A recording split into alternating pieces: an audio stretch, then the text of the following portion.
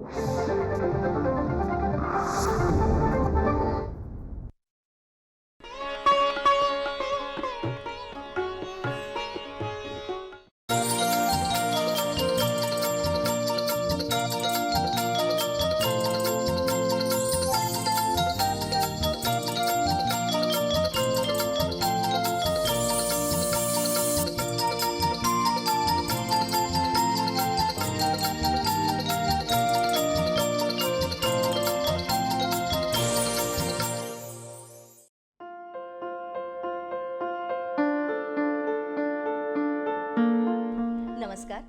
कृषी दर्शन या कार्यक्रमामध्ये मी सुषमा जाधव आपलं मनापासून स्वागत करते.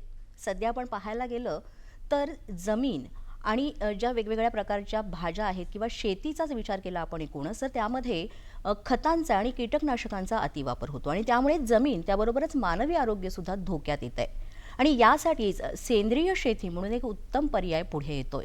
यामध्ये खूप मोठ्या प्रमाणात शेतकरी सुद्धा पुढे सरसावलेले आहेत, पण आणखीन सेंद्रिय शेती करण्यासाठी शेतकऱ्यांनी पुढे येण्यासाठी आज आपण हा विषय घेतलेला आहे. आजचा आपला विषय आहे सेंद्रिय शेती, संधी आणि आव्हानं. आणि या विषयावर मार्गदर्शन करण्यासाठी आज आपण आमंत्रित केलेला आहे सहयोगी प्राध्यापक डॉक्टर आनंद गोरे यांना. डॉक्टर आनंद गोरे हे परभणी इथल्या वसंतराव नाईक मराठवाडा कृषी विद्यापीठामध्ये सेंद्रिय शेती संशोधन आणि प्रशिक्षण केंद्राचे सहयोगी प्राध्यापक आहेत. आज आपण त्यांच्याशी या विषयावर चर्चा करणार आहोत. सर नमस्कार. नमस्कार मॅडम. कृषी दर्शन या कार्यक्रमामध्ये आपलं स्वागत. धन्यवाद. सर, जसं आपण म्हटलं की खतांचा अतिवापर, कीटकनाशकांचा अतिवापर यामुळे जमिनीचं आणि मानवाचं सुद्धा आरोग्य कुठेतरी धोक्यात येत आहे आणि यासाठी सेंद्रिय शेती अतिशय उत्तम असा पर्याय आहे. पण म्हणजे नेमकं म्हणजे काय आहे सेंद्रिय शेती हे बऱ्याच जणांना अजूनही माहिती नाहीये. नाही, अगदी बरोबर आहे. आपण ज्या पद्धतीनं सांगितलं की आपल्याकडे हरित क्रांतीनंतर रासायनिक खतांचा आणि कीटकनाशकांचा वापर मोठ्या प्रमाणावर वाढला, त्यामुळे उत्पादनही वाढलं आणि शेतकऱ्यांना भरभराटीचे दिवस आले. परंतु कालांतराने आपण बघितलं की कीटकनाशकांचा असेल किंवा रासायनिक खतांचा असेल, चुकीच्या पद्धतीने आणि अतिवापर या दोन बाबींमुळे आपल्याला पाहिलं की जमिनीचं आरोग्य हे धोक्यात आलेलं आहे. जमिनीचं आरोग्य यामध्ये सर्वाधिक महत्त्वाची गोष्ट म्हणजे या जमिनीतील जे उपयुक्त सूक्ष्मजीवाणू असतील किंवा जमिनीचे रासायनिक भौतिक गुणधर्म जे असतील ते विपरीत परिणाम या गुणधर्मावर झालेला आहे. तसेच आपण पाहिलं की कीटकनाशकांचा अतिवापर किंवा चुकीच्या पद्धतीने वापर केल्यामुळे त्याचे अंश आपला जो शेतमाल उत्पादित जे उत्पादने असतात, मग भाजीपाला असेल, फळे असेल, अन्नधान्य असेल, त्यामध्ये जे काही प्रमाण ठरवून दिलं आहे त्यापेक्षा अधिक आढळून येतात आणि त्याचा मग आपल्या मानवाच्या आरोग्यावर त्याचा घातक किंवा विपरीत परिणाम आपल्याला दिसून येतो. मग अशा वेळेला आपण जर बघितलं की एकंदरीत पर्यावरण, मातीचं आरोग्य आणि आपल्या मानवाचं आरोग्य जर सुरक्षित ठेवायचं असेल तर आज सेंद्रिय शेती हा एक पर्याय त्या ठिकाणी पुढं आलेला आहे. आणि सेंद्रिय शेती बघायला गेलं तर एक व्यापक अशी संकल्पना आहे, ज्यामध्ये आपण विशेष करून कुठल्याही पद्धतीचे रसायनं विरहित पद्धतीने, दुसरी महत्त्वाची बाब म्हणजे वैविध्यपूर्ण आणि एकात्मिक पद्धतीने केली जाणारी शेती, अशा या शेतीला आपण सेंद्रिय शेती म्हणून संबोधत असतो. अच्छा, मुळात ही सेंद्रिय शेतीची जी संकल्पना आहे ती कशी पुढे आली? नाही, आपण सेंद्रिय शेती तशी बघितली तर ही आपली पुरातन कालापासून चालत आलेली शेती पद्धती आहे आणि ही शेती पद्धती आपण पूर्वीपासून करत आलेलो आहोत. परंतु मध्यंतरीच्या कालावधीमध्ये आपल्या अन्नधान्याची गरज भागवण्याच्या दृष्टीनं आपण जी आत्ताची प्रचलित शेती पद्धती आहे तिच्याकडे वळालो. परंतु त्याही शेती पद्धतीच्या चुकीच्या वापरामुळे आपण पुन्हा एकदा सेंद्रिय शेती जी आपण पुरातन कालापासून करत आहोत त्याकडे आपण एक पर्याय म्हणून वळू शकतो. आणि दुसरा एक भाग महत्त्वाचा आहे की आम्ही शेतकरी बंधू भगिनींना नेहमी सांगत असतो की आपण आपल्याकडे जी शेती आहे ती सगळीच सेंद्रिय शेती करत जाण्यापेक्षा आपण टप्प्याटप्प्यानं सेंद्रिय शेतीकडे वळालं पाहिजे. की एखादा शेतकरी बंधू भगिनींकडे 6 ते 10 एकर शेती असेल तर त्यांनी अर्धा एकर, 1 एकर अशा टप्प्याटप्प्यानं आपण सेंद्रिय शेतीकडे त्या ठिकाणी वळू शकतो. सर, मुळातच आपण पाहिलं तर वाढती लोकसंख्या आणि त्यांच्या वाढत्या मागण्या ह्या भागवण्यासाठी म्हणजे रोज आपल्याला भाजीपाला म्हणा किंवा फळं, कडधान्य हे रोज अवेलेबल व्हायला पाहिजेत आणि त्यासाठी कुठेतरी खतांचा वापर केला गेला, पण त्यामुळेच मानवाचं आणि त्याबरोबर जमिनीचं आरोग्य धोक्यात आलंय. पण मग तिथे आता सेंद्रिय शेती जर पर्याय आहे तर ती गरज कशी काय भागवू शकेल सेंद्रिय शेती? अगदी महत्त्वाचा प्रश्न आहे की आज आपण बघतो की अनेक उदाहरणं आपल्या पुढं आहेत. जसं आपण मागील काही कालावधीमध्ये बघितलं की श्रीलंका देशाचं उदाहरण जर आपण पुढं बघितलं तर तशा पद्धतीचं काम आपल्या देशामध्ये होऊ नये म्हणून आम्ही नेहमी सांगत असतो की सेंद्रिय शेतीमध्ये आपण टप्प्याटप्प्यानं आणि दीर्घकालीन नियोजन करूनच पुढं गेलं पाहिजे.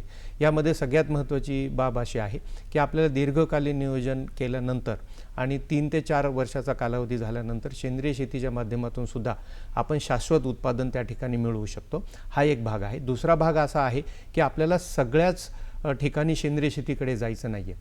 आपली जेवढी काही शेती आहे त्यामध्ये आपण सुरुवातीला 10%, 20% असं मार्गक्रमण आपल्या अनुभवावर आणि शाश्वत उत्पादन मिळण्याच्या अटीवरच आपल्याला त्या ठिकाणी पुढं जाता येईल. अच्छा. होय. सेंद्रिय शेती जी आहे त्याची प्रमुख तत्व आहेत ती कोणती आहेत? आता आपण जर बघितलं तर सेंद्रिय शेती तशी एक व्यापक संकल्पना आहे की या शेतीमध्ये आपण विविध घटकांचा समावेश त्या ठिकाणी करत असतो. मग पर्यावरण आहे, मानव आहे, पशुधन आहे, कीटक आहे, पशुपक्षी आहेत, जमिनीतील जीवाणू आहेत, म्हणजे जैविक अजैविक या सगळ्या घटकांचा समावेश त्यामध्ये होत असतो आणि या सगळ्या घटकांना समान संधी देण्याचं काम या सेंद्रिय शेतीच्या मध्ये होत असतं. यामध्ये सगळ्यात महत्त्वाचं तत्त्व आहे की पर्यावरणाचं तत्त्व आहे, ज्यामध्ये संपूर्ण पर्यावरण एक घटक गृहीत धरून त्या पर्यावरणातील सर्व घटकांना त्या ठिकाणी वाव दिलेला असतो. दुसरं महत्त्वाचं तत्त्व त्याच्यामध्ये आहे की आरोग्याचं तत्त्व. मग आरोग्य हे जमिनीचं असेल, मानवाचं असेल, पशुधन असेल किंवा जमिनीतील सूक्ष्मजीव असेल, या सगळ्यांच्या आरोग्याचं जे आपल्याला काम आहे किंवा त्यांना समान संधी देण्याचं काम त्या ठिकाणी करायचं असतं. या सगळ्यांचं आरोग्य उत्तम कसं राखलं जाईल हे एक महत्त्वाचं तत्त्व सेंद्रिय शेतीमध्ये आहे. यानंतर सर्व घटकांना समान संधी देण्याचं काम सुद्धा या सेंद्रिय शेतीमध्ये होतं. अशाच शेतीला आपण सेंद्रिय शेती म्हणतो की ज्या ठिकाणी या सर्व घटकांना समान संधी किंवा कुठल्याही एका घटकाकडे ती झुकणारी नसावी की केवळ फक्त मानवाचंच हित लक्षात घेऊनच ती शेती करावी असं नाही. तर पशुधन, सूक्ष्मजीव या सगळ्यांना केंद्रस्थानी ठेवूनच त्याचं मार्गक्रमण होतं. आणि महत्त्वाचं दुसरं एक तत्त्व म्हणजे की पुढच्या पिढीला आपल्याला ही जी काही नैसर्गिक साधन संपत्ती आहे ती सुरक्षित पद्धतीने हस्तांतरित करायची आहे. म्हणजे केवळ आपली पिढी चांगल्या पद्धतीने याचा वापर करेल आणि पुढच्या पिढींसाठी मग जमिनीचा ऱ्हास असेल, नैसर्गिक साधन सामग्रीचा ऱ्हास असेल असं न करता आपल्याला ही जी साधन सामग्री आहे ती अतिशय चांगल्या पद्धतीनं समर्पक आणि समृद्ध अशा पद्धतीनं पुढच्या पिढीला सुद्धा हस्तांतरित करायची. तर अशी ही महत्त्वाची 4 तत्त्व सेंद्रिय शेतीमध्ये आहेत. अच्छा. म्हणजे मुळातच आपण पाहिलं तर सेंद्रिय शेतीमुळे निसर्ग चक्र जे आहे ते कुठेतरी ढासळत नाही, ते अबाधित राहतं किंवा ते त्याचा समतोल राखला जातो. निश्चित. आणि त्यामध्ये आपण सगळेच आलो निसर्ग चक्रामध्ये. तर अशा पद्धतीने ही झाली तत्व. पण मग जर सेंद्रिय शेतीची काही मुख्य घटक आहेत तर ते कोणते आहेत? आता आपण नेहमी बघतो की जेव्हा आपण जागतिक पातळीवर विचार करतो तर जवळपास 180 पेक्षा अधिक देशांमध्ये सेंद्रिय शेती केल्या जाते. आपण जर भारताचा विचार केला तर 43 दशलक्ष हेक्टर क्षेत्र जे आहे ते सेंद्रिय शेतीखाली आहे. आणि महाराष्ट्रासारख्या पुढारलेल्या राज्यामध्ये जर आपण बघितलं तर 10 लाख हेक्टरपेक्षा सुद्धा अधिक क्षेत्र सेंद्रिय शेतीखाली आहे. मग सेंद्रिय शेती करत असताना जी महत्त्वाची जे घटक किंवा वैशिष्ट्य आहेत त्यामध्ये आपण पाहतो की शक्यतो आपल्याला जी नैसर्गिक साधन सामग्री आहे, मग त्याच्यामध्ये पाण्याचा कार्यक्षम वापर, त्याच्यानंतर जमिनीचे जे काही गुणधर्म आहेत ते टिकून राहण्यासाठी आपल्याला सेंद्रिय घटकांचा अंतर्भाव त्या ठिकाणी करणं गरजेचं आहे. म्हणजे पिकांचे अवशेष आपल्याला फेकून न देता किंवा जाळून न टाकता त्याचा उपयोग आपल्याला शेतामध्येच त्या ठिकाणी करायचा आहे. त्याशिवाय दुसरी महत्त्वाची गोष्ट त्याच्यामध्ये अशी आहे की आपल्याला पूर्णपणे रासायनिक कीटकनाशके असतील किंवा रासायनिक खते असेल यांचा वापर पूर्णपणे आपल्याला त्वरित बंद करायचा आहे. आणि त्या ठिकाणी मग जैविक खते असतील किंवा सेंद्रिय खते असेल, ज्याला आपण शेणखत, कंपोस्ट खत, त्यानंतर जीवाणू संवर्धके किंवा जीवाणू खते आपण ज्याला म्हणतो, हिरवळीचे खते, यांचा वापर त्या ठिकाणी अधिकाधिक केला पाहिजे. कमीत कमी मशागत त्या ठिकाणी केली पाहिजे. देशी पारंपरिक कीड रोगांना प्रतिकारक्षम असतील, सहनशील असतील, तसेच कमी पाण्यामध्ये येणारे वाण असतील, अशा देशी वाणांचा वापर त्या ठिकाणी करणं गरजेचं आहे. यानंतर जमीन ही आच्छादित ठेवणंसुद्धा गरजेचं आहे. याशिवाय आपण पाहतो की तण व्यवस्थापनामध्ये रासायनिक तणनाशकांचा वापर आपल्याला पूर्णपणे बंद करायचा आहे. मग त्या ठिकाणी कायिक पद्धत असेल किंवा जैविक पद्धत असेल किंवा आच्छादने असतील यांचा किंवा हलकी कोळपणी, खुरपणी अशा सगळ्या वेगवेगळे जे काही पद्धती आहेत त्यांचा वापर आपल्याला करायचा आहे. यानंतर दुसरी महत्त्वाची गोष्ट अशी आहे की आपल्याला पीक संरक्षणामध्ये कीड आणि रोगांचा जो व्यवस्थापन करायचा आहे यामध्ये आपल्याला कुठलंही रासायनिक कीटकनाशक किंवा बुरशीनाशक वापरायचं नाही आहे.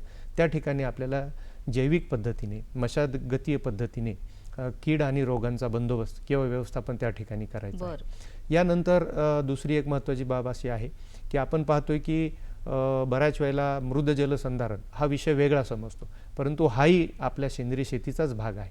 तर अशा पद्धतीनं आपल्याला एकात्मिक पद्धतीनं त्या ठिकाणी सगळ्या घटकांचा आणि सगळ्या व्यवस्थापन प्रणालींचा अवलंब करून सेंद्रिय शेती यशस्वी करणं गरजेचं आहे.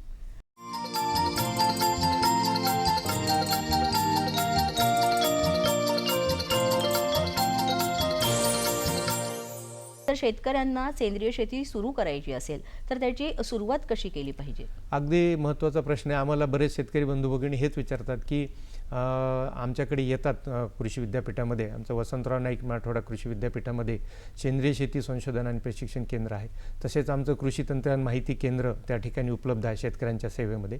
तर या ठिकाणी जेव्हा शेतकरी येतात की म्हणतात आम्हाला आता सुरुवात करायची, तर नेमकं आम्ही काय केलं पाहिजे? तर आम्ही त्यांना नेहमी सांगत असतो की ज्या वेळेला आपल्याला जो शेतमाल आपल्याला सेंद्रिय शेतीतून बाहेर देशात विक्रीसाठी पाठवायचा आहे त्यावेळेला आपल्याला प्रमाणीकरण गरजेचं आहे. आणि ज्या वेळेला आपण स्वतःसाठी करत असतो त्यावेळेला प्रमाणीकरणाची आवश्यकता नाही, तुम्ही स्वतः त्या ठिकाणी काटेकोर पद्धतीने सेंद्रिय शेती करू शकता. तर सुरुवात करायची झाल्यास आपल्याला ज्या क्षेत्रावर सेंद्रिय शेती करायची की त्या क्षेत्राला थोडंसं आपण नियोजन पद्धतीने विकसित केलं पाहिजे. म्हणजे ते क्षेत्र आपल्याला प्रचलित शेती पद्धतीपासून वेगळं कसं ठेवता येईल. मग त्या ठिकाणी थोडासा तुम्ही रस्ता ठेवा किंवा मोकळी जागा ठेवा 2 शेतांच्या मध्ये, किंवा झाडी त्या ठिकाणी लावा, म्हणजे तो भाग थोडासा वेगळा करा, तो प्रक्षेत्र सेंद्रिय प्रक्षेत्र. त्यानंतर त्या प्रक्षेत्रावर कुठल्याही रासायनिक खतांचा, कीटकनाशकांचा किंवा कुठल्याही रसायनांचा वापर पूर्णपणे बंद करायचा आहे त्वरित. आणि त्यानंतर मग आपल्याला पीक लागवड करण्याच्या अगोदर योग्य पद्धतीनं मशागत करायची आहे. कमीत कमी मशागत जर आपल्याला करता आली टप्प्याटप्प्याने तर त्याकडे आपल्याला वळायचं आहे. आणि त्यानंतर मात्र मग सेंद्रिय पद्धतीनं पूर्ण पीक व्यवस्थापन आपण हाती घेणं गरजेचं आहे. म्हणजे अशा पद्धतीने शेतकऱ्यांनी ती सुरुवात केली केली पाहिजे. याच्यामध्ये पीक व्यवस्थापन सुद्धा महत्त्वाचा विषय आहे. मग सेंद्रिय शेतीमध्ये शेतकऱ्यांनी कशा पद्धतीनं पीक व्यवस्थापन केलं पाहिजे? जसं आपण मगाशी सांगितलं की सेंद्रिय शेती सुरुवात करताना आपलं थोड्या क्षेत्रापासून आपण सुरू करावी आणि आपले जसे अनुभव येतील त्या अनुभवाच्या आधारे आपल्याला क्षेत्र वाढवता येतं. आता पीक व्यवस्थापन म्हणजे मशागतीपासून ते पीक काढणीपर्यंतच्या सगळ्या घटकांचा समावेश त्यामध्ये होत असतो. यामध्ये आम्ही सुरुवातीला शेतकरी बंधू भगिनींना असं सांगत असतो की सर्वात प्रथम तुम्ही अशा वाणांची निवड करा की जे आपल्या भागामध्ये त्या पिकाची वाण चांगल्या पद्धतीने येतील. याशिवाय तुम्ही पिकांची निवड करताना अशा पिकांची निवड करा की ज्या पिकांची आपल्या भागामध्ये चांगल्या पद्धतीनं उत्पादकता येते किंवा वाढ आणि शेवटचं पैदास चांगली होते, अशा पिकांची निवड करा, अशा वाणांची निवड करा की जे की कीड आणि रोगांना सहनशील आहेत. त्यानंतर तुम्ही बीज प्रक्रिया हा एक महत्त्वाचा घटक आहे. या बीज प्रक्रिया करत असताना आपण जैविक जे काही बुरशी संवर्धनं आहेत किंवा जैविक खते आहेत यांची बीज प्रक्रिया त्या ठिकाणी तुम्ही त्या बियाण्याला करा आणि बीज प्रक्रिया केल्याशिवाय त्या ठिकाणी पेरणी करू नये. यानंतर मग ज्या वेळेला आपल्या पिकांना वाढीसाठी संतुलित खत मात्रा द्यायची तर मग त्या ठिकाणी जी काही सेंद्रिय खतांची उपलब्धता आहे स्थानिक पातळीवर, मग काही ठिकाणी शेणखत उपलब्ध असतं, काही ठिकाणी कंपोस्ट खत उपलब्ध असतं किंवा काही ठिकाणी मग शेतकरी बंधू भगिनी जीवामृत सारख्या संवर्धनाचा उपयोग त्या ठिकाणी करतात. तर अशा जे काही आपल्या स्थानिक पातळीवर उपलब्ध अन्नद्रव्याचे स्रोत आहेत अशा एक किंवा अनेक स्रोतांचा एकत्रित करून आपण तो वापर करू शकतो. आणि यानंतर मग पीक संरक्षणामध्ये पण मगाशी मी सांगितलं की आपल्याला जे उपलब्ध आहेत, जसं आता निंबोळी अर्क असेल, दशपर्णी अर्क असेल, की प्रतिबंधात्मक उपाय म्हणून पण आपल्याला करायचे.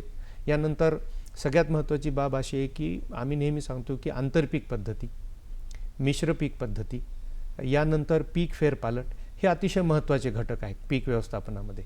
की आंतरपीक पद्धतीमध्ये एक तर अन्नद्रव्य व्यवस्थापन वेगवेगळ्या थरावून होतं, कीड व्यवस्थापन पण त्या ठिकाणी होते, वेगवेगळे पीक असल्यामुळं किडींचा पण नैसर्गिकरित्या आपण बंदोबस्त करू शकतो. आणि यानंतर बाजारभावामध्ये जर चढ उतार झाले तर एक किंवा दुसरं पीक आपल्याला त्याच्या उत्पादनातून चांगला आपल्याला फायदा त्या ठिकाणी मिळवून देऊ शकतो. सर, तुम्ही अन्नद्रव्यांबाबत बोललात तर जसं पीक व्यवस्थापन आहे आणि त्यानंतर महत्त्वाचा घटक म्हणजे अन्नद्रव्य जी पिकाला आवश्यक असतात पिकाच्या वाढीसाठी आणि गुणवत्तेसाठी. तर मग सेंद्रिय शेतीसाठी कशा पद्धतीनं अन्नद्रव्य जे आहे त्याचं व्यवस्थापन केलं पाहिजे शेतकऱ्यांनी? बरोबर आहे. अतिशय महत्त्वाचा प्रश्न आहे. कारण की आपण एक उदाहरण घेऊ की सोयाबीनसारखं पीक आहे की कुठल्याही पिकाला आपल्याला अन्नद्रव्य हे देणं गरजेचं आहे. कारण की अन्नद्रव्यांची गरज ही प्रत्येक पिकाची वेगवेगळी आहे. जसं आता सोयाबीनमध्ये आम्ही सांगतो की 30 किलो नत्राची गरज आहे प्रति हेक्टरी, 60 किलो स्फुरद आणि 30 किलो पालाश. मग आपल्याला या अन्नद्रव्याची गरज भागवण्याच्या दृष्टीनं आपल्याला वेगवेगळ्या स्रोतांचा वापर अन्नद्रव्याचा करावा लागतो. मग आता एखाद्या ठिकाणी जर शेणखत आणि गांडूळ खत उपलब्ध असेल तर मग त्या ठिकाणी आपण शेणखत अर्ध आणि गांडूळ खत अर्ध, म्हणजे उदाहरणार्थ आपण पाहतो की शेणखतामध्ये 0.4 ते 0.5% एवढं नत्र उपलब्ध असतं. गांडूळ खतामध्ये 0.8 ते 1.2% एवढं नत्र उपलब्ध असतं. मग आपल्याला 30 किलो प्रति हेक्टरी नत्राची किंवा 12 किलो नत्र प्रति एकरी जर आपल्याला द्यायचं असेल तर आपण किती शेणखत दिलं पाहिजे, किती गांडूळ खत दिलं पाहिजे याचा आपण विचार करूनच तेवढी मात्रा आपल्याला एकरी किंवा हेक्टरी त्या पिकासाठी देणं गरजेचं आहे. उदाहरणार्थ शेणखत द्यायचं असेल तर आपल्याला 6 टन प्रति हेक्टरी देणं गरजेचं आहे आणि गांडूळ खत द्यायचं असेल सोयाबीनसारख्या पिकाला तर 3 टन प्रति हेक्टरी देणं गरजेचं आहे. तर ही मात्रा, मग बऱ्याच ठिकाणी गांडूळ खताची उपलब्धता नसेल तर आपण निंबोळी पेंड असेल किंवा वेगवेगळ्या पेंडींचं मिश्रण करून आपण त्या ठिकाणी देऊ शकतो. याशिवाय आपण जैविक खतांची बीज प्रक्रिया करतो, जसं की नत्रस्थिरीकरण करणारे रायझोबियम, स्फुरद विरघळणारे जीवाणू, पालाश विरघळणारे जीवाणू यांच्या माध्यमातून सुद्धा आपण त्या ठिकाणी पिकाची जी अन्नद्रव्याची गरज आहे ती भागवू शकतो. म्हणून आम्ही नेहमी सांगतो की कुठल्याही एका स्रोताच्या मागे न लागता आपल्या परिस्थितीमध्ये आणि शेतीवर जे काही उपलब्ध होता स्रोत, त्या स्रोतांचा एकात्मिक दृष्टीनं वापर करून आपण त्या अन्नद्रव्याची जी गरज आहे त्या पिकाची ती भागवू शकतो.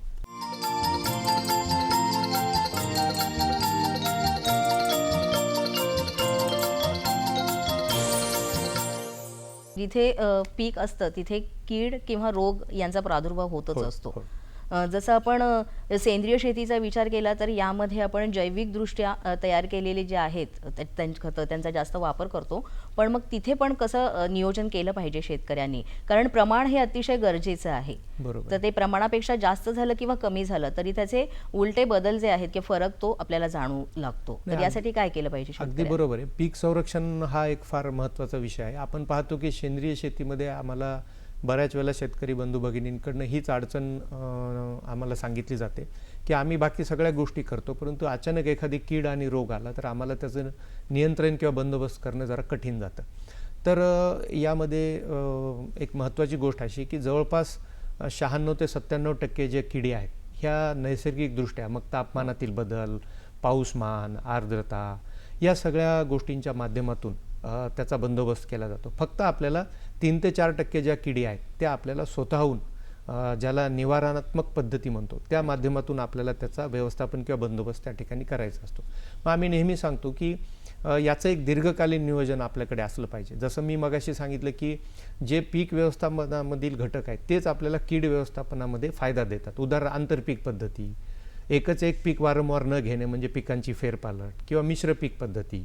मग अशा वेळेला आपण सापळा पीक आहे तेही आपण चारही बाजूनं मुख्य पिकाच्या त्या ठिकाणी लावू शकतो, जेणेकरून किडी त्या ठिकाणी आकर्षित होतील. यानंतर आपण जमिनीची खोल मशागत, जेणेकरून खोल मशागत केल्यानंतर किडींचे जे अवशेष आहेत ते बाहेर पडतील आणि पक्षी त्याला वेचून खातील किंवा सूर्यप्रकाशामुळे त्या किडीचे अवशेष आहेत किंवा जे कोश आहेत ते नष्ट होतील. यानंतर दुसरी महत्त्वाची गोष्ट अशी आहे की त्याच्यामध्ये आपण परोपजीवी कीटकांचा वापर करू शकतो. उदाहरणार्थ आपण जर बघितलं की याच्यामध्ये ट्रायकोग्रामासारख्या जे कार्ड्स आहेत, ट्रायको कार्ड्स, त्याचा वापर आपण खोडकिडींच्या बंदोबस्त करण्यासाठी वापरू शकतो. त्याच्यानंतर परभक्षी कीटक जसं की ढालकिडा, ज्याला आपण रेडी बर्ड बिटल म्हणतो, त्याचाही वापर आपण वेगवेगळ्या पिकांमध्ये मावासारख्या किडीचा बंदोबस्त करण्यासाठी करू शकतो. याच्यानंतर आपण दुसरी एक महत्त्वाची गोष्ट अशी की काही बुरशी संवर्धन आहेत, जसं की आपण रस शोषण करणाऱ्या किडींसाठी व्हर्टिसिलियम लेकॅनी आहे किंवा आळीवर्गीय किडींसाठी आणि रस शोषण करणाऱ्या किडींसाठी बेवेरिया बॅसेने आहे, याचाही वापर आपण करू शकतो. यानंतर प्रतिबंधात्मक आणि सुरुवातीच्या अवस्थेमध्ये निंबोळी अर्कासारखं 5% निंबोळी अर्काची फवारणी किंवा दशपर्णी अर्क, जे की बऱ्याच वेळेला किडीला परावृत्त करतात किंवा किडीची पुढची पिढी त्या ठिकाणी होऊ न देण्याचं, प्रजनन होऊ देण्याचं कामही या निंबोळी अर्कासारख्या वनस्पतीजन्य कीटकनाशकाच्या माध्यमातून त्या ठिकाणी येतं. म्हणून आपल्याला हे जे काही वेगवेगळे पर्याय आहेत यांचा आपल्याला एकात्मिक पद्धतीने आणि किडीच्या अवस्थेनुसार जर आपण वापर केला तर निश्चितपणानं आपण जैविक कीड नियंत्रण त्या ठिकाणी साध्य करू शकतो. याशिवाय आपण रोगांच्या बाबतीमध्ये आपण ट्रायकोडर्मा किंवा सुडोमोनास फ्लोरोसन्स यांचाही वापर आपण त्या ठिकाणी निश्चितपणे करू शकतो. परभणीतल्या वसंतराव नाईक मराठवाडा कृषी विद्यापीठातर्फे सेंद्रिय शेतीबाबत कशा पद्धतीने संशोधन सुरू आहे? आमच्या वसंतराव नाईक मराठवाडा कृषी विद्यापीठामध्ये आमच्या केंद्राच्या माध्यमातून विविध पिके, अन्नधान्य पिके, तेलवर्गीय पिके, तसेच फळे आणि भाजीपाला यामध्ये अन्नद्रव्य व्यवस्थापन विकसित करण्याची सेंद्रिय पद्धतीने, कीड व रोग व्यवस्थापन, याशिवाय आम्ही सगळ्यात महत्त्वाचं काम म्हणजे प्रशिक्षण देण्याचं कामही त्या ठिकाणी करत असतो. तसं संशोधन आणि प्रशिक्षण अशा दोन्ही पद्धतीचं काम आमच्या केंद्राच्या माध्यमातून आमचे आदरणीय कुलगुरू डॉक्टर इंद्रमणी सर, आमचे संचालक संशोधन डॉक्टर वास्कर सर यांच्या मार्गदर्शनाखाली अव्याहतपणे त्या ठिकाणी सुरू आहे. सर, जसं तुम्ही म्हणालात की विद्यापीठामार्फत मार्गदर्शन वेळोवेळी दिलंच जातं, पण सेंद्रिय शेतीमध्ये शेतकऱ्यांसाठी संधी आणि आव्हानं आहेत ती कोणती आहेत नेमकी? अतिशय महत्त्वाची गोष्ट आहे की आज आपण पाहतो की जे मानवी आरोग्य आहे आणि जमिनीचं आरोग्य यासाठी सेंद्रिय शेतीमध्ये अनेक प्रकारच्या संधी आहेत. मग त्या शेती करण्यासाठी आहेत, रोजगारासाठी आहेत, देश आणि जागतिक पातळीवर ज्याला आपण विषमुक्त अन्न म्हणतो किंवा सेंद्रिय शेतीमाल त्याला फार मोठी मागणी आहे. अशा वेळेला शेतकरी बंधू भगिनी सेंद्रिय शेतीमध्ये पुढे येऊन ही जी काही सेंद्रिय शेतमालाची गरज आहे ती भागवू शकतात आणि त्यांना अधिक चांगला बाजारभाव त्या ठिकाणी प्रमाणीकरणाच्या माध्यमातून निश्चितपणे त्या ठिकाणी मिळू शकतो. आव्हानांचा विचार जर आपण केला तर सेंद्रिय शेतीमध्ये कीड रोग व्यवस्थापन असेल किंवा योग्य बाजारभाव किंवा योग्य बाजारपेठ मिळण्याचा जो शेतकऱ्यांपुढे मोठा प्रश्न आहे, अशी काही आव्हानंसुद्धा त्या ठिकाणी आहेत. परंतु आपण योग्य तंत्रज्ञानाचा जर अवलंब केला आणि योग्य बाजारपेठ तंत्रज्ञान जर अवगत केलं तर निश्चितपणानं आपण या आव्हानावर सुद्धा त्या ठिकाणी मात करू शकतो. एकूणच जर सेंद्रिय शेतीबाबत शेतकऱ्यांना संदेश द्यायचा झाला तर तो काय द्याल?